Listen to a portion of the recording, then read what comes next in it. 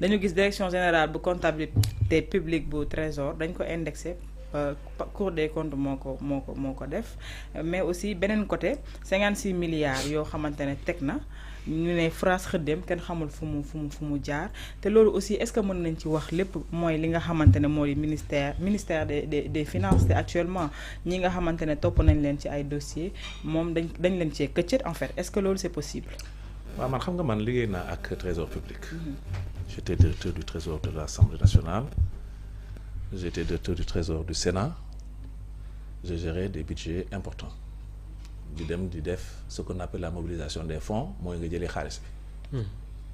donc xam naa fan la ñuy jaar ba génne xaalis trésor. bon Guèye Para mi ngi ak ay méthodes radicales am boo gisee sax xaw na waa mooñ tuuti parce que bon état de droit quand même état de droit la. bon il faut lu metti rek nañu xool toujours. principe yi nga xam ne noonu la état de droit di doxee. état dafa am moyen défendre boppam. état dafa am moyen sanctionner ñi nga xam ne dañoo nekk faute. dañu am législation boo xam ne ci wàllu yoon fii Afrique fii la sunu Sénégal la ñu doon jàng see. dañu nekk dëkk boo xam ne dañu jékki-jékki am lu xew mooy am fit dëgër fit moo indi yëpp ngay gis. ci wàllum géré nañu ay fonds am na yoo xam ne bu la ko waxee tu as des cheveux blancs qui poussent. da nga daan mais lii nan la war a mën a nekkee. ban pays la ñu nekk. nga ne ñaata milliards la ñu xamul fu mu ne. 56. mais on tombe des nues. 347 millions 767 gàcceeg gaa ñi jàng les inspecteurs du trésor. ak seen njàng yu rëy yi ak ñun nit ñu sonale woon.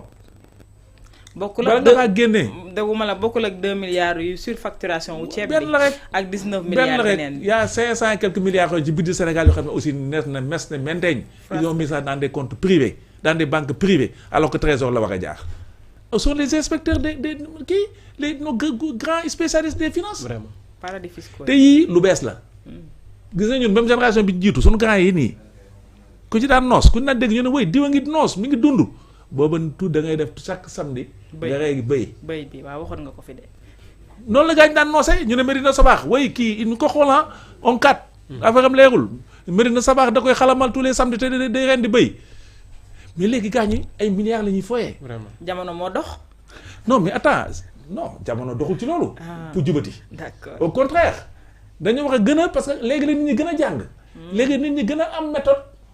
pour contrôler xaalis bi fan la jaar ndax ordinateur dafa am. kon nit ñi jàng ci lu bon ci lu bon la ñuy sukkandiku pour mën ci def li ñuy def en fait. xam nga yow di ngay xalaat nii. moo yow da ngay encouragé gaañ ñi luubal. parce que dañ naan booy jamono moo dox. dama ne léegi affaire 1 million la doon compter ak 5000 léegi ay milliards. parce que léegi dëgg nañu yow moom gaañ bu la léegi dañ kontaan. parce que bu ma déggee doyen mu ne sàcc bi amoon na fi mais réseaux sociaux moo fi amul woon rek coro donc tey réseaux sociaux bu amee ñu gën yow moom tey moom d'accord maa yow parce que gis naa koo xam ne nee na waaye bu ñu indil coow li bu ñu indil coow li léegi xaalis bi dem nekkatu fi bon nañu def jàmm nañ juboo léegi jubanti ak juboo waaw xaalis bi dem na kaso yu fees na donc léegi et cetera. mais man procureur yi ma gis nii xam nga ne kafuñu foowuñu pour indiwaat xaalis bi. mais heureusement loolu dalal suñu xel. voilà loolu ak bokk ci li gën a dalal suñu xel. mais ñi ñu dégg ñuy wax boo leen dégloo mais dañuy encouragé ñi nga xam ne ñuy luubal wax naa ne ñun suñu gars yi am na yoo xam ne musuñu ko ñemee xalaat pour ñoom sax maanaam mënu la nekk. ngir waxtaan ak ñoom di leen di jël ci ñoom exemple modèle.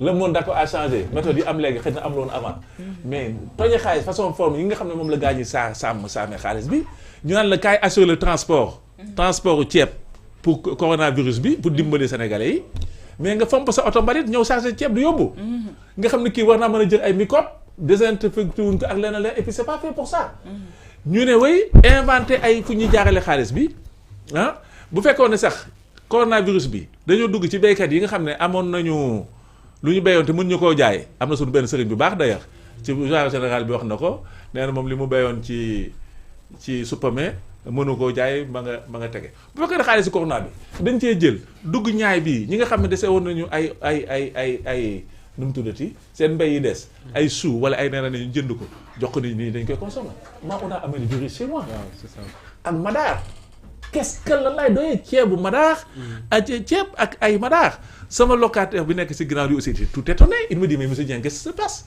ma ne ko daan mu ne ma on m'a amené un sac on ne l'a pas demandé on n'est pas dans le besoin ñun damay maye ceeb donc yooyu yëpp dañu doon justifier xaalis bi nga xam ne moom la ñu luubal mais kooku on doit sanctionner ces gens là parce que li ñu def ñoo ko tey man laaju ma leen xaalis bu fekkoon dafa am ñoo xam ne dañu nekk ay nécessiteux ñu dem dans les quartiers populaires. tonne ceeb 1 million lañ ko doon defee tonne ceeb fait par exemple ci ñuy def ci ngoonu kii nu mu tudd kii là ci pendant le ramadan nga gis kenn ko xam ne yàlla baaxee la ndog yi ñii di togg ay ndog di yóbbu wala ñii di jël comment ça s'appelle ay ceeb di ko distribuer ci mosquée yi loolu encore tu peux le comprendre def ko suuf Serigne Mountakha ci corona bi njëkkee ñu njëkk a interné l'hôpital des enfants de Diamniadio je pense qu'il doit me démentir le ministre Moustapha Guirassy parce qu'il fait partie des premiers internés et dans les conditions dans lesquelles on l'a interné là-bas un scandale il ne donne même pas à manger Serigne Mountakha mooy wut ay kit alimentaire yoo xam ne dañuy am plate boo xam ne day am yàpp am nangam chaque jour moo a livré au moins une centaine de kits di leen dimbali bu doon loolu la on peut encore comprendre mais ces gens là Thioro dañoo séddoo xaalis bi mais ba tey ñëwalagoo ma sama réponse bi de est-ce que ni ñu épinglé wala boog ni ñu indexé ci ay ministères yoo xam ne war nañ leen a topp mën nañ ci këccet ministère des finances non ñoom ils sont au centre parce que ñun dégguñu xam nga waaw le ministère des finances ku nekk sa responsabilité su fa mu situé parce que DAGE bi aussi moom moo nekk ci direction quand on te dit que quelqu'un day dem chaque semaine mu dem jëli 200 millions séddale ko mais ça c'est interdit par la loi ana chèques yi doit faire des chèques nominatifs chèque ordre payé à Thioro 4 photocopie classée moi en tout cas ce que je faisais j'étais quand même directeur j'ai occupé des fonctions de cette nature là doo ñëw rek jël xaalis bi teg di ko paqueter di séddale cash c'est interdit par la loi au-delà de 500 000 francs ça doit être un chèque ils le savent mais ça c'est des fautes professionnelles il faut ñu sanctionner ba nga xam ne ëllëg ku fi ñëw bu la sa patron ne fayal ma Guèye Para parce que suma xarit dafa yàkkamti joxal ma ko cash 2 millions nga ne ko déet du ma ko man parce que il faut mu am traçabilité. mais doyen. te loolu li tax loolu am mooy fonction yi nga xam ne parce que gaañu Sénégal dañ leen mere parce que gaañu li ñu daj ci corona bi la. amul ku leen merewu na moom booy ñu xam ko ay Mansour rek ay nangam moom ku yóbbu fexe noo ci sete wicc pour Sénégalais seen mer sedd mais guddi yi nu nekk ak li ñu daj ci corona bi. kenn xamul lu muy jàngi kenn xamul lu muy julli. mais kenn xamul néew sax doo ko sa néew sax dañ daan jël benn affaire laxas ko kii téye fële ñu yore ay kenn xamul. mais kooku ça reste à travers de la gauche. jàppoon ni poursuite Covid 19 bi mën na nekk benn bénéfice ci waa PASTEF. suñ ko exploité pour ñu gën leen a jox bopp en fait buñ ko exploité. waaw pourquoi waa PASTEF exactement. maanaam mu yokku si dayoo bi nga xamante ne ni. Sénégalais jox nañ leen ko. ba voté leen et tout ça. waaw ce que les gens attendent. parce que c'est vrai moi-même j'ai voté pour la présidente Diomaye Faye. wala boog ñu nekk ci nguur gi. wala ñu nekk ci nguur gi non ñun on savait de façon xamoon nañ ne gaañ yi. ñu ngi tojee xaalis bi ça moom gis nañ ko. mais nii ngeen ko xamee woon. xamoon nañ ko xaaral rek dañ cee mënu woon dara. bëjjën ba muy laxasu mag ñaa nga fa dañ cee mënu dara ba mu mbëkk xale yi man dem naa Médina sama oto panne ma dem di ko réparer. J'ai habité côté Angle Goumba, j'ai habité là-bas. J'ai vu les immeubles qui sortent. Sama mécanicien ma tooñ ko au hasard parce que bon Diagne de sant ma je le salue au passage xam na ne moom laay wax ma sant Dieng ma ne ko béyee léegi ay tubaab ngeen seen étage yi yëpp te li ma lay wax ay 2000 ci période du corona bi la. Il m'a dit mais Mamadou xaalisu corona bi la on sait ce que ces gens-là faisaient dañ cee mënu woon dara. moo tax après ils avaient peur qu'il y ait une alternance de cette nature-là où on va remettre les comptes. Les gens vont rendre compte. Et nous, on s'est impliqués justement pour la reddition des comptes. Si c'est fait, moi j'aurais bien fait d'avoir soutenu Diomaye Faye. Si c'est pas fait, j'ai fait une erreur de l'avoir élu. Dama lay wax quelque chose de très clair. Nous, on n'est pas venu ici pour jouer. On n'est pas venu ici pour fal benn espèce de yàlla boo xam ne daan ko wéy président di ko raay ak di ko non. On est venu, on l'a élu parce qu'on pensait qu'il pouvait apporter les ruptures pour que ce pays-là ait des fondements solides et que ëllëg ku fi toog dana am loo xam ne yow dootoo ko ñemee. mais beneen question bu ma lay posé laata maa jox doyen kàddu gi mooy sànq da nga ne procureur dafay nekk ngir saytu lépp loo xamante ne alalu réew mi la. res procurare voilà res procurare n'est-ce pas.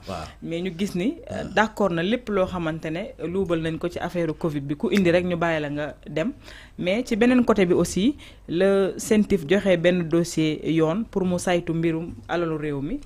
ci kaawu Farba laay waxee ak Tahirou Sarr bi.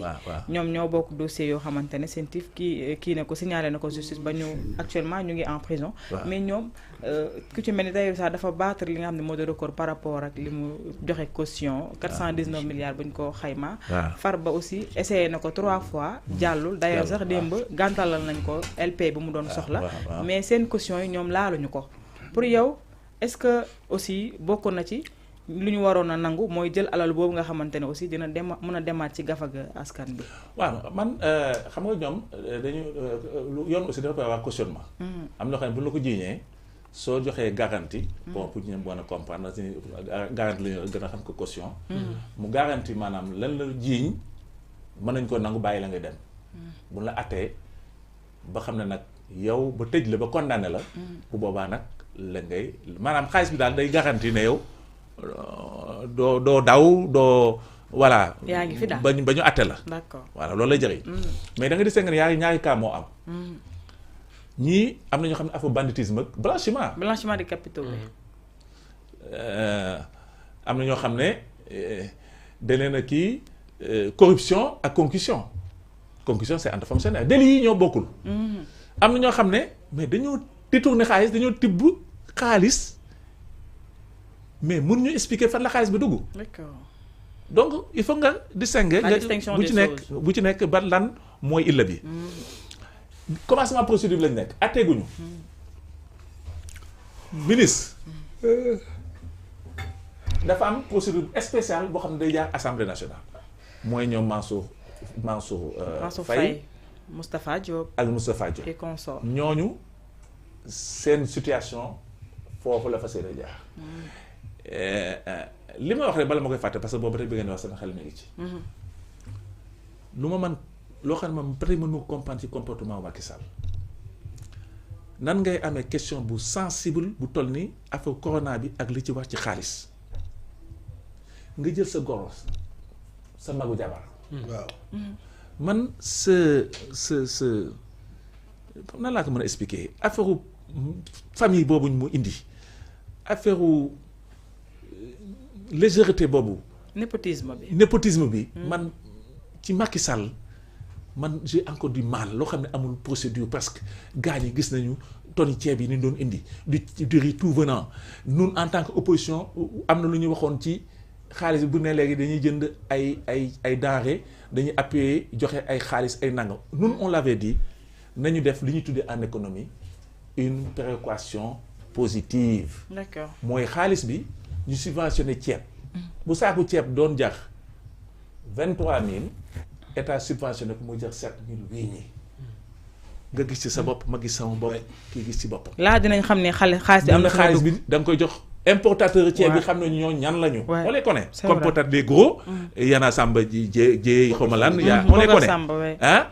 bu dee meew ah ñu ne nañ subventionné mbeew mi pot bi daan jar 300 francs jor 80 francs wala 70 000 francs nga gis ci sa bopp kii gis ci boppam kii mais on a fait des propositions là c'est économique. masque yi doon jar 1000 francs ñu jaayee ko 100 francs. voilà ku ne gis sa bopp te dafay transparent dafay leer.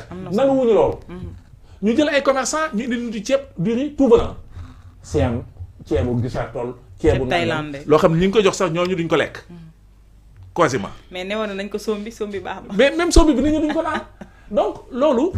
xamoon nañ ne situation bi. lu mel ni lay jur. te xoolal ñu dëgër bopp. nii dëgër bopp nanguwuñu dégg dara nanguwuñu dégg ku leen expliquer ils ont fait tellement d'erreurs et pour man dañ ko def exprès moo tax il faut qu'il aille s'expliquer. Mansour moom ah na xam ne gaa ñi mere nañ ko. suñu xaalis bi mu sàkkal pere dina ko goqi léegi nag. nga daaneel foofu doyen ma joxe kàddu gi. moom fi mu leen jëwee moom non jarul ñu leen yóbbu ñuy béyee ak yooyu dañ bàyyi bu ñu goxee bu noppi bu ñu goxee mais léegi nag on est entre sénégalais ah. Afrique du Sud lu ñu wax. vérité et réconciliation waaw nañu gaa ñi nañ def vérité. jubóo bi door a ñëw ñu dañuy def vérité ñun suñu bos xam lan la joxo bala may daaneel. ñun xam nga ñooy vérité ak réconciliation la ñu wax ñu ne dañuy wax vérité goqi ak réconciliation. d'accord mais doo ko def 4G yi rek jubal jubanti juboo comme ni ko sëriñ bi waxee. Alors doyen ma bàyyi la nga wax ci li nga xamante ne moom la daanelee exactement par rapport ak ba tey dossier fond Covid 19 bi alal bi ne mes kenn xamagul